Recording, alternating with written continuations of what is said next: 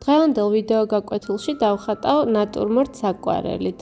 თავდაპირველად ფურცელზე დაახლოებით გადავანაწილებ ჩემს ფიგურებს და თუ ჩავთვლი რომ სწორად მაქვს განაწილებული, შემდეგ უკვე დავიწყებ დაკონკრეტებას. დაახლოებით მომწონს როგორც არის, ახლა დავიწყებ უკვე დეტალების დახატვას. ჯერ შემოვხაზავ დოქის ფორმას, შემდეგ კი უკვე დავიწყებ სარტყელით გადაზომვას. როგორც გახსოვს, წინა გაკვეთილში აგიხსენით, როგორ უნდა გავზომოთ სარტყელით. თავდაპირველად ჩამოვუსვათ შუა ხაზი. ჩამოვხიოთ ქაღალდისგან ესეთი სარტყელი და დავიწყოთ გაზომვა. ჯერ გადავამოწმოთ თუ სწორად გვაქვს შუა ხაზი აღნიშნული. შუა ხაზი სწორია, ახლა შეგვიძლია უკვე დავიწყოთ დოქის გაზომვა. ანუ მარცხენა მხარეც და მარჯვენა მხარეც ხაზიდან უნდა იყოს თანაბარი. ამას გადავამოწმებ სარტყელის საშუალებით.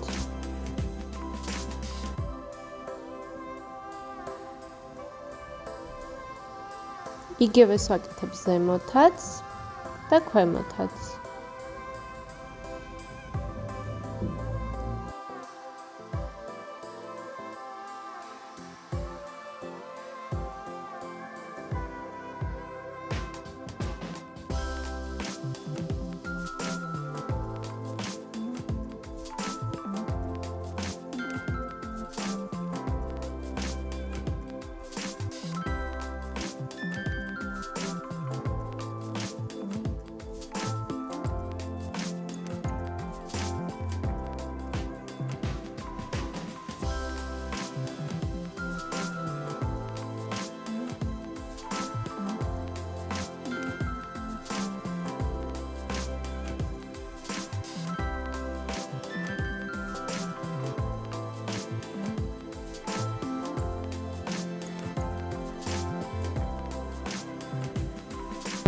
ყველა მხარე გადავზომე, ახლა უკვე დავიწყებ შემოხაზვას.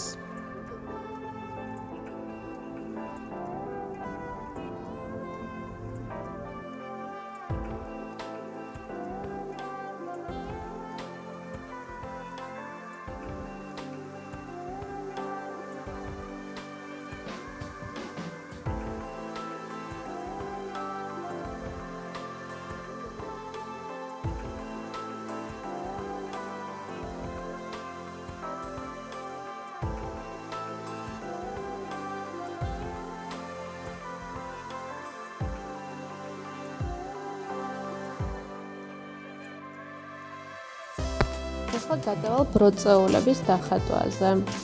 თავდაპირველად სანამ ვიწყებთ ხატვას, ანუ დოქის უკანა ხაზს არ წავშლი, რომ კარგად გადავანაწილო ფურცელზე. იგივეს ვიზავ მეორე ბროწეულის დახატვის დროს ამის ხაზს არ წავშლი, მაგრამ თუ მივხვდები, რომ კარგად მაქვს გადანაწილებული და დახატული, უკვე ბოლოს წავშლი ზედმეტ ხაზებს.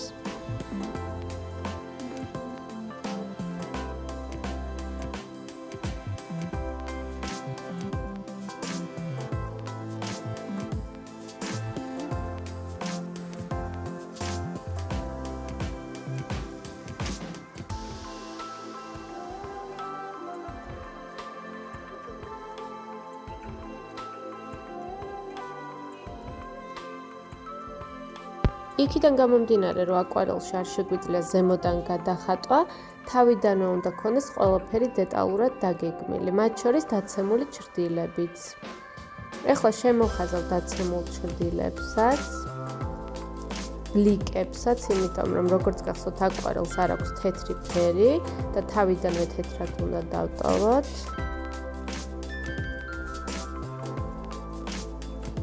ეს არის ჩვენი დაცემული ჩრდილი. იქიდან გამომდინარე, რომ განათება გვაქვს მარჯვენა მხრიდან, ჩრდილი და დაცემული ჩრდილი გვექნება მარცხენა მხარეს. წინა გაკვეთილებში რამდენიმე ავხსენი შუქ ჩრდილები და თუ არ გაქვთ ნანახი, აუცილებლად ნახეთ. ეს არის ჩვენი ბლიკები. როგორც გახსოვთ, ბლიკი არის ყველაზე ნათელი ადგილი ნებისმიერ ფიგურაში. ყველაფერი შემოვხაზე, ახლა უკვე დავიწყებ დაფერვას. დაფერვას დავიწყებ რეფლექსებით. რეფლექსი ამ შემთხვევაში გვექნება მარცხენა მხარეს და გამოვიყენებ ცისფერ ფერს. და ძალიან გთხოვთ ზოგადად ნებისმიერი ფიგურის, გრაფიკის ან აკვარელის ხატვის დროს ხატეთ თანაბრად. ანუ არ დახატოთ ისე, რომ ჯერ დაამთავროთ მთლიანად დოქი და შემდეგ გადახვიდეთ ბროწეულზე. ანუ ეცადეთ, რომ იმუშაოთ თანაბრად. ვიწყებთ ძალიან მკრთალად, ჯერ ყველა ფიგურას დავფარავთ მკრთალად და ნელ-ნელა ვიწყებთ სამივე ფიგურის გამუქებას. სამივეს დავადე რეფლექსი. ეხლა თავიდან პირველი ფენა არის და ძალიან მკრთალად დავიწყებ დოქის დამუშავებას. ავიღე ყავისფერი ფერი და სხვადასხვა ფერებს ვურავ შიგნით სანამ სველია. ანუ არ შეგეშინდეთ ამ ფერების, თავისუფლად აიღეთ, რომ გამოგივიდეთ ფერწერული და საინტერესო ფერები.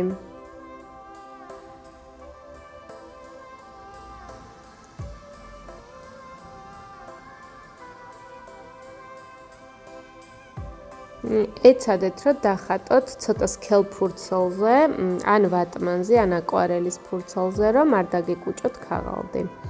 ეხლა გადავალთ უკვე ბროწეულის ხატვაზე. ბროწეულსაც თავიდან ვფარავ ძალიან მკრთალად, ავიღე წითელი და ვაღიავებ ნელ-ნელა სტაფილოსფერით.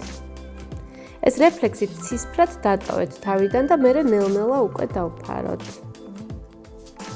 აქაც ფერები შეიტანეთ სანამ სველი არის და გამოდის უფრო ფერწერული და აკვარელს უხდება ზოგადად ეს სველი ეფექტი და გამჭვირვალობა.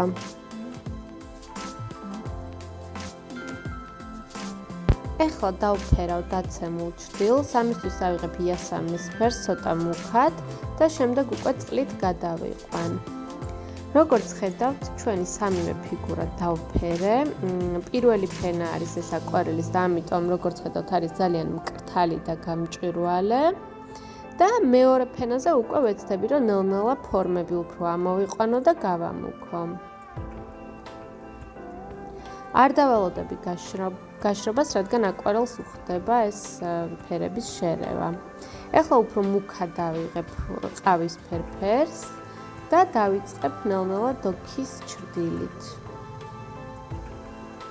ვიღებ ცოტა მუქ ფერს და მერე უკვე სინათლისკენ ვაღიავებ. შემყავს ტერაკოტის ფერი და ასევე ოხრა ფერი. მე ვიყენებ რუსულ აკვარელს და ძალიან მომწონს ეს აკვარელები.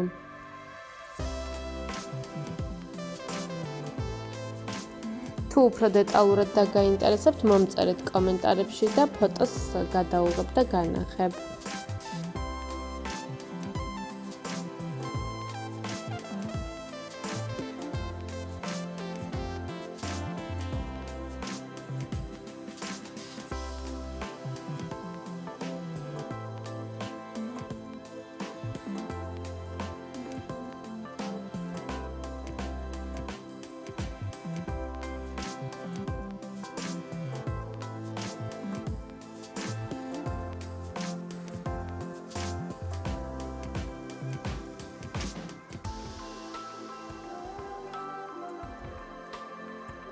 რამდენიმე ფერი შემყავს თავიდან ცოტა უხეშად და შემდეგ უკვე სუფთა ფუნჯით ვცდილობ, რომ ეს ფერები ერთმანეთში გავაერთიანო, რომ ლაქებად არ დარჩეს.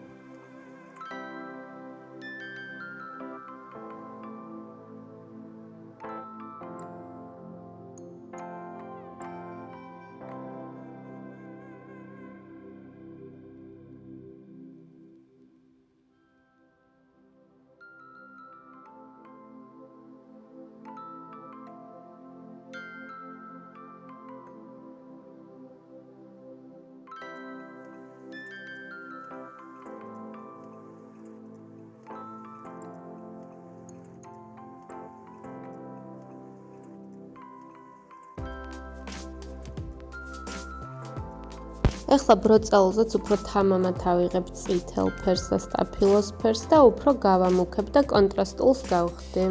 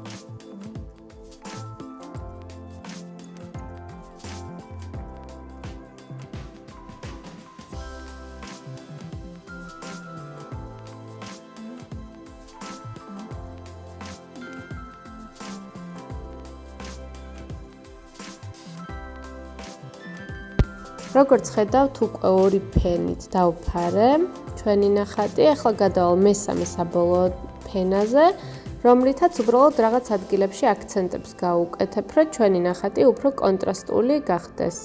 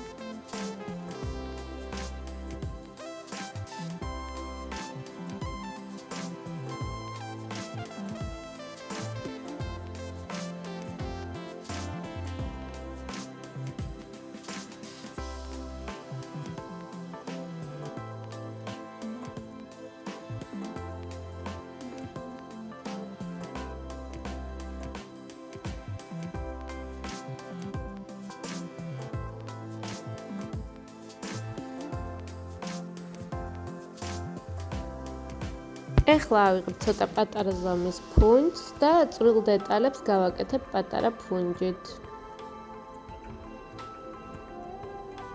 ჩემი რჩევა იქნება, რომ აკვარელით ხატვის დროს არ გამოიყენოთ შავი ფერი.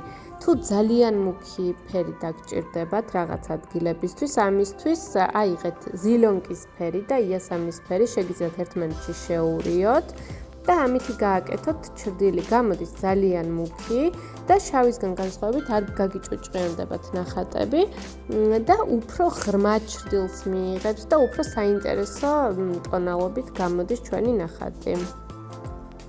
აი მაგალითად ეხლა მე მინდა აქ ძალიან მუქი ჩრდილი და ამისთვის ვიღებ ზილონკის ფერს, იასამნის ფერი უკვე დევს იქ და ერევ ერთმანეთში ფერი და თითქმის შავივით ჩრდება და უფრო საინტერესო ფერი გამოდის და უფრო ფერწერული.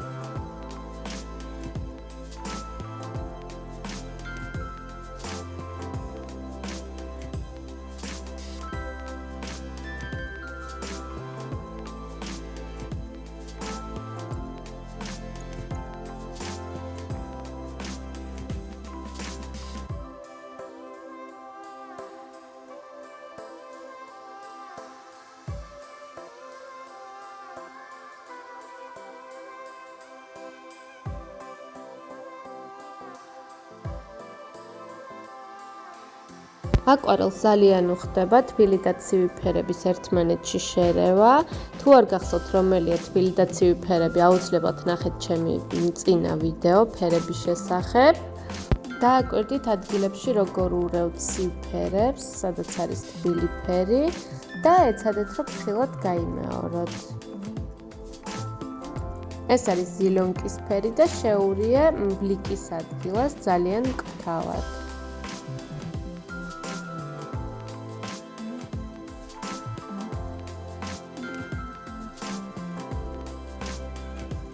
აკვარელი ზოგადად ითვლება ძალიან რთულ საღებავად. საკმაოდ რთული არის აკვარელში ხატვა, ამიტომ პირველი ოცდაზე თუ არ გამოგივიდათ, გული არ დაგწყდეთ, ივარჯიშეთ და აუცილებლად გამოგივათ. თქვენი ნამუშევრები აუცილებლად გამომიგზავნეთ ჩემ ინსტაგრამის და ფეისბუქის გვერდზე, კომენტარებში მომწერეთ დამატებითი კითხვები და თუ რამე ვერ გაიგეთ, უფრო კარგად აგიხსნით.